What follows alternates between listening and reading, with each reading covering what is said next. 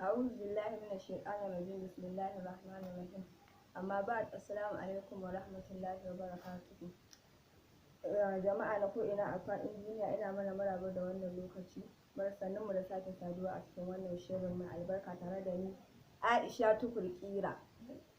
Kamar yadda ne bayani a gabatarwa ta, wannan shiri namu za mu rinka yin bayani akan ƙananan sana'o'i wanda za mu rinka yin su a cikin gida.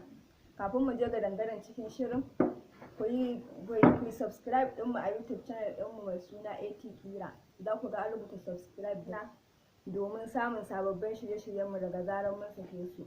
Sannan a yi subscribe, a yi liking domin shi zai nuna mana cewa kuna jin daɗin shirye-shiryenmu, sannan kuma kuna ƙarfafa mana gwiwa mu ci gaba da yi.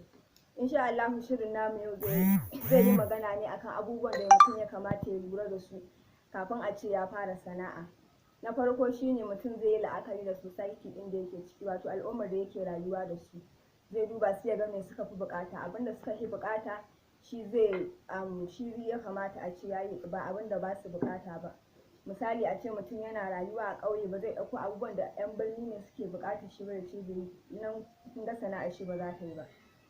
Sannan abu na biyu shine mutum ya la'akari da jarin da yake da shi, iya ƙarfin jarin da kake da shi iya girman sana'ar da za ka ɗauko.